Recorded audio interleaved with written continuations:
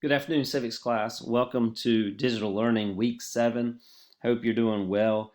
Just a reminder, assignments opened up today, Monday. They are due no later than Sunday night at 11:55 p.m. You have 2 assignments that are due this week, so I encourage you to take a moment, review this video, as it should help you with our expectations. The first one is kind of looking at state and local government and how it works. You can click on these links and they will allow you to go and to find some answers to the questions that I'm asking. Please note that when we're talking about the 8 members of the North Carolina Council of State, that I'm asking you, Attorney General Josh Stein, Democrat, I gave you that one for the Attorney General, but what's his job? What does he do? Give me details. Talk about that, okay?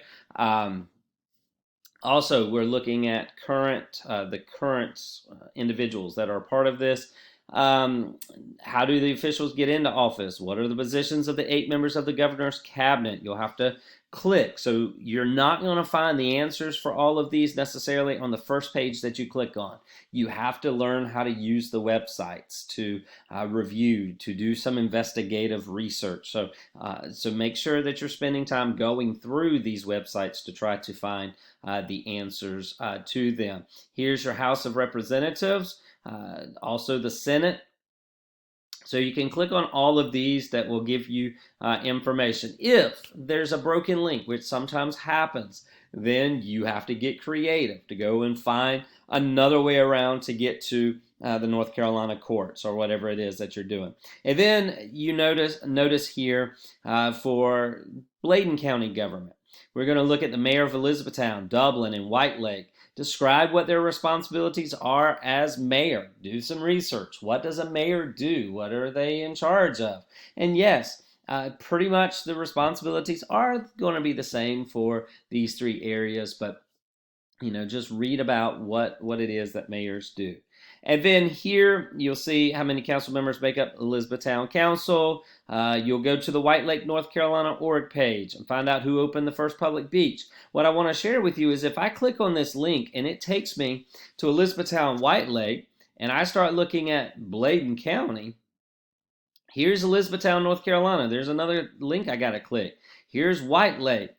Here's Bladen info. So if I click on that White Lake link, there's all kinds of stuff, advertisements, things like that. Here's what I'm looking at, Town of White Lake. And if I click on that, it tells me some of the history about White Lake, and you'll find your answer. So just kind of letting you know how to do that example. So make sure that you answer all of the questions in detail as they are asked.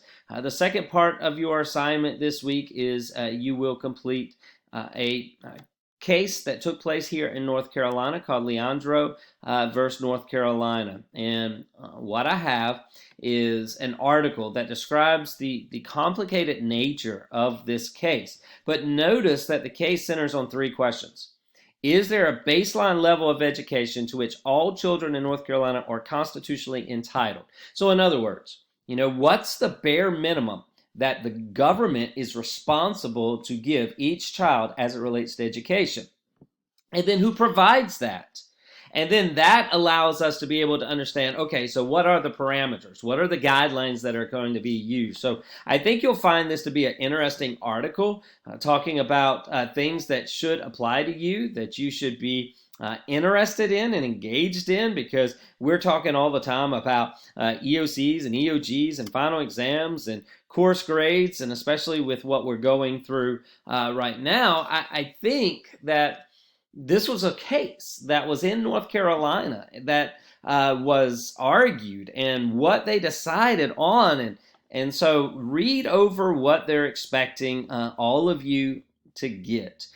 This challenged the state and ultimately the nation to review its educational system and to make sure that the teacher plays a critical role in proper education to remove the lackluster education. So opportunity for you to say, is it working or is it not working? So I've just got 12 questions that are here for you to answer. So as you can see, it's not a difficult week that we have going on, but I do strongly encourage you to make sure that you are fully engaged with the assignments. Get them out of the way. Don't wait till Saturday or Sunday night if you can. Also, join our weekly meetings. If you have any questions, I'm available 9 o'clock to 3 o'clock. So let me know. Be glad to Google Meet you or whatever it needs to be as we journey through week 7. Hope you guys have a great week. Here I am if you need me. Take care.